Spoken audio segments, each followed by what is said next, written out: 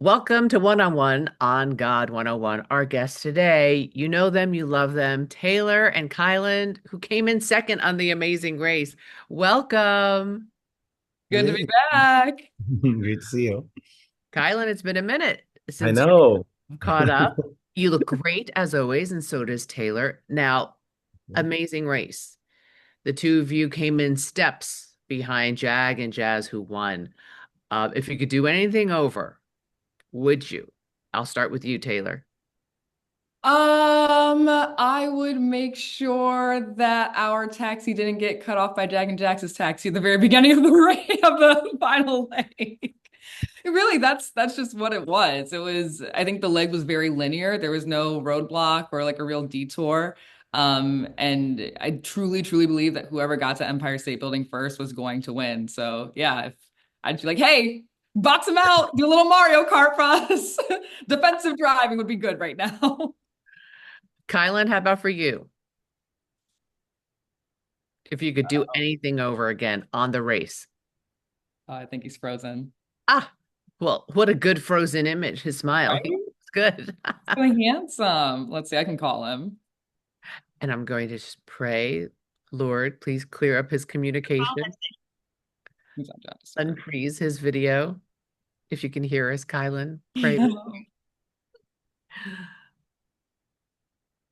Let's see. What like a beautiful, I'd probably freeze on a sneeze for myself, something ridiculous. One eye, well, one closed. I know he looks great. There we Oh, go. hopefully Okay. he'll sign back on and Yeah. then we'll start over. We'll reset. That's fine. Yes. Did he pick up or no? No, no, but if I'm calling, he probably knows, like, oh, wrap it up. Where are you zooming in from? I'm in LA. I moved finally from downtown to Glendale. Lovely. Nice. Oh, Julie, I told you, I don't think I told you my car got stolen. Yeah, Downtown. from my apartment building downtown. And then there have been more shootings than usual. So No. here we Sorry. go. Oop. Mm-mm. Well, I Ta-da. had to turn my phone. I don't know what happened to the Wi-Fi where I'm staying, but it seems to be out. Hopefully you can hear me. Oh, Yes, we can now. So we're going to start over. Thank you. Yes, of course. But by the way, That's your my phone. image froze like with a perfect so smile. beautiful. It was so beautiful. I was like, I'd probably be in the middle of a sneeze or like moving my hair out my face or something weird. Thank you. I appreciate. Is the audio here? Or should I put in the headphones with the phone? It's really Cool. good. No, it's good. All right. Wonderful. So take two. Yeah. Yes. Thank you. Thank you. Welcome to One on One on God 101. Our guests today are Taylor and Kylan. You know them, you love them from both Big Brother and Amazing Race. Welcome. Good to be back. Thanks The, for having us. the two of you came in steps behind Jag and Jazz to come in second on Amazing Race. How are you two feeling today? I'll start with you, Taylor. Feeling like I should have had that taxi driver we had be a little more defensive in their driving. I think this race was going to be won by whoever got to Empire State Building first. And we had a really good speedy guy, but he just got cut off by Jag and Jazz, and I think that was the downfall. Kylan, how are you feeling? Oh, I mean, very, very similar. It is, we do these competition shows because we're very competitive people.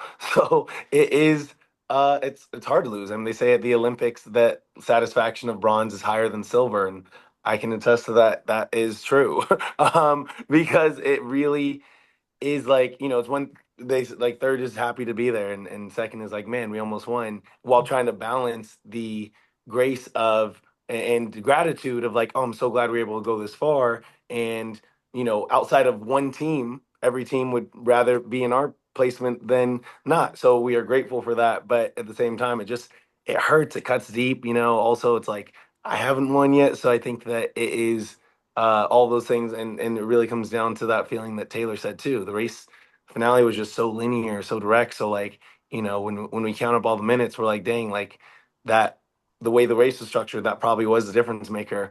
And yeah, and so it's tough. It's tough. Taylor, you you have one Big Brother and you played the game after Kylan. How did the two of you playing as a team on race come about? Like, who got that call first, and how did it unfold? Kyle, where'd you go? Well, so I got the Am I call. gone? You're Sorry. good. You're good. Okay. I got the call to do the Amazing Race, probably around the time when Big Brother 26 ended. Is that when the calls went out? So when they first started casting, got a phone call and basically amounted to thanks and no thanks. I don't think it's going to work out. And actually at the time, I asked if I could do it with either Joseph or Kyland, assuming that they would want Joseph and I because, we were a moment after BB24. And the response was absolutely not. Nobody from reality TV, just you and like a best friend or a sibling or a parent. And that's not who I want to do the race with. I either want to do it with, my best friend or my on again, off again boyfriend. And so thanks, no thanks. And then a couple months later, we probably had the most heartbreaking breakup, literally like crying, hugging, sad. I remember, he went down my elevator and I walked back inside my room and I started crying on my couch. And within less than 15 minutes, my phone started ringing again, and it was The Amazing Race saying, I think, I think I can get you and Kyland an interview. And I think I can get them to be open to the two of you being on there. But I don't want to say it was a battle, but it was a conversation. One, this is a relationship that nobody has any insight to. We've been very private about it. And two, they didn't want us to be on the race just as these two big, big brother people. They really want insight into our relationship. And so I feel like we really gave them a lot, every detail, like so much. We really, really opened up. And the casting team was really appreciative of that. And even our counterparts on the race, they're like, wow, I didn't know what you guys are going to be like as a couple, but it's like, we really like you guys and appreciate you guys as a couple. And I think that's the thing I'm kind of bummed about watching back. You don't really see the love and admiration. You kind of just see a lot more conflict between us.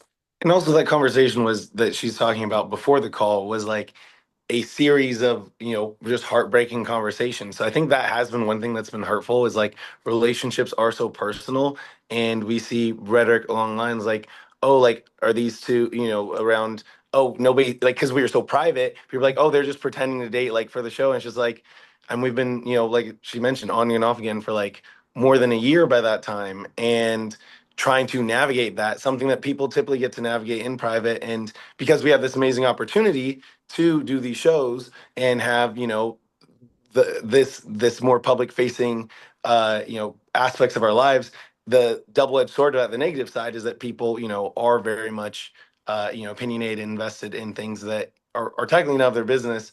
So it's tough to hear people say that while we're navigating something that is so tied deeply to our hearts. So, when you started Amazing Race, were you guys on again or off again? We were actually ended up being on again from the partnership. Like it was crazy because we're having this kind of heartbreaking moment that she mentioned, and then we decide like, hey, is this something we want to do? It starts all these different conversations from this perspective of like, okay, how do we operate as partners? Like, you know. And we created these systems of like conflict resolution, like, hey, here's how we deal with this issue, here's how we deal navigating this challenge, and here's how we compensate for each other's skills or weaknesses. And that created like a tighter bond that made us want to be dating again in that way. And so right now, unfortunately, like as we've talked about in other places, like it's off again, but those conversations are ongoing. And I think that it just, once again, it comes down to us for fortunately slash unfortunately not having the luxury of being able to continue to navigate this space privately, or at least without questions from the public. But we're grateful to be able to have the improvements in our communication that we did, because I think it's allowing us to navigate these conversations in a much better way. For sure. I mean, but Julie, we were in Vegas not too long ago, and a fan came out to us and was like, "So be real with me. Did you guys just do this for the show?" And I said, "What the f?" And then I had to reel it back in. I was like, no, no, we would I was never like, for I was TV." like, But it hey, made me it's so okay. mad. It's okay. They don't know. Truly, Yeah. like it made me so mad because I'm like, we're No, like we're so not faking it. And it really hurts my heart. It hurts both of our hearts to have that kind of accusation thrown out. But again, double-edged sword. Try to be private and you do it in the public. You can't complain. Well, it sounds like it's a work in progress and perhaps there's hope down the road. Probably the best way to put it. Yeah. Yeah. Okay. And it's none of our business. It's like it Right. is our business and it's none of our business and there's hope. It's all things at once. So, all right, you've both done Big Brother and The Amazing Race and made it so far. Well, Taylor, you won. I'll start with you, Taylor. Which one was tougher for you? Big Brother, for sure. It's 90 to 100 days. It's no secret that I had a rocky road to my win. But then the Amazing Race, you're balancing with another person. I felt like I really struggled with, do I betray my morals? No, I did. I felt like I had to come in conflict with my morals a lot of times because I'd put myself and my partner first. And that was a hard thing to navigate. And we kept saying, when you win, every decision is the right decision. And what I'm going to say right now is when you get to second place, every decision is the right decision. I think everything that we chose to do is the good and right thing for advancing us. But that doesn't mean that that doesn't mean it was easy to do. But if we're comparing the two, Big Brothers is way harder. It is harder. Island? Yeah. Yeah, no, Big Brother is nothing's as difficult as Big Brother. And we see people that live on a desert island and compare Big Brother living in a house as harder. Like it's the most complex game that I think exists. And that's also why I love it. And I think why so many people love it. And then as far as I just want to step in on Taylor talking about like contradiction or morals because that I think that that's not what's happening. I understand people were asking about hypocrisy of like advocating for women, but then voting for a women team. The U-turn. It's just like no. She's advocating for women in her real life, and in the game that we're playing, she is. It's not her responsibility to take on the role of production and be like, hey. We have some things that are inequitable to women here. So, like, I'm going to sacrifice my opportunity to win this game or risk my opportunity to try and shift this game so that we can help these things, this cause that I'm passionate about. That's not her role. Her role is she spoke up to address things in both to production, both before, after, during filming, all the things. So she's very much doing that work. So I think that that's just a comment that, whether from her or from anyone else, I really like to step in on and just make sure that people that's more clear. Thank you for clarifying. Would either of you do either show again, Big Brother or Amazing Race? Taylor? I do Amazing Race a million times over with Kyland. I think it was just like one of the greatest things ever for us as a couple, for us to rebuild our friendship within our relationship again. And then it's been amazing seeing, this like the sweetest guy who is navigating the world through his autism diagnosis. Like the way that he interacts with the world is beautiful. He's one of the sweetest, kindest people I've ever known in my entire life. And I think in the actual interactions with every single person, every single greeter, and even me, it's hurt my heart to see people try to twist the way that he talks to people onto his diagnosis. It's like he's the number one person who will never ever blame his diagnosis for the way that he operates. I think a lot of people could do a lot to listen and learn to Kylan a lot more about what it's like being an autistic adult, learning that discovery as an adult and learning how to be kinder and communicate a lot better and effectively. So you wouldn't do Big Brother again. You know, if you, Julie, we've had this conversation. If you gave me an all-star season that's 3, 4 weeks, put us in there like the celebrity time frame, or okay, these are my two things. Give me an all-stars that's 4 weeks long, and you gotta get Dan and Will in the same house, or give me a regular Big Brother season and make the prize $1 million. Oh, wow. Okay. Kylan, would you do either one again? Yes, both. I love these games. And would you only do Amazing Race if it was with Taylor? Yeah, I mean Taylor's going to be the number one choice. I think that our the way that we navigated the game as a whole. I mean, the main polling is to get to the final, and we were able to do that, and then to come up, minutes short of winning and with the way things played out, it's like, oh yeah, this is something that we could absolutely, continue to crush. So it's like it just it's a game that we know and aren't bad at.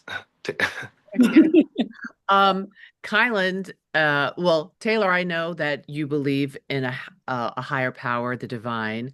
Kyland, what is your relationship like these days with God? Very similar, or I'd say maybe a little bit more spiritual than Taylor's.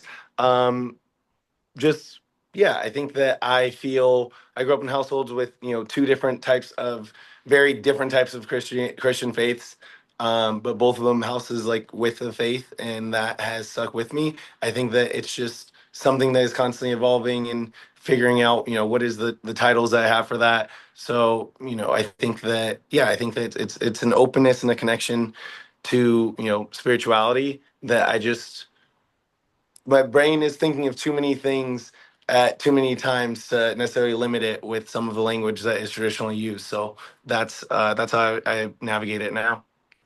And Taylor, we're always evolving. Where does your relationship with the divine stand I mean, today? it would have been stronger if we walked away with that million, so I don't know. Ah, Whoever's out there, we gotta have a conversation. We gotta talk. What's out there? Talk to me. okay. It wasn't the lesson we needed. Any any holiday plans or traditions, and what are your hopes for the new year? Kyland? I mean, the biggest holiday tradition that has been consistent in my family is probably just watching Elf. Like we watch Elf every day, every year on Christmas, wherever we are. I have family all over the world. I have a sister in Africa who just had her second baby, my new nephew, and another sister in Mississippi. And wherever we are, wherever we have been, we know that on Christmas, everyone's watching that. I love that tradition. Taylor? He left out his elf costume. He dresses up like Buddy the Elf That's not a tradition. I just did that at this charity 2 years event in the a last two row. years. Yes. Okay. Maybe a tradition. We'll see. He makes it a tradition. So my birthday is New Year's Eve. And so I'm trying to figure out what I'll be doing for that. But I just got a new place, as you can see, boxes everywhere. But this red bad boy is a artificial Christmas tree. So my dad flies in, he lands in about 3 hours. He's gonna help me put it up. So I'm across the country. I'm an only child, no first cousins, but hopefully we can make some new traditions. Hopes for the new year? $1 million? Listen, season The 40 is it's the coming. year. It's the year of more wins. More wins for Taylor, a win for me. We'll say Yeah. Hey, I love it. Maybe Survivor. We'll see. that. Big Brother Unlocked coming back. That's how about that? There you go. Okay. Hey, expect the unexpected.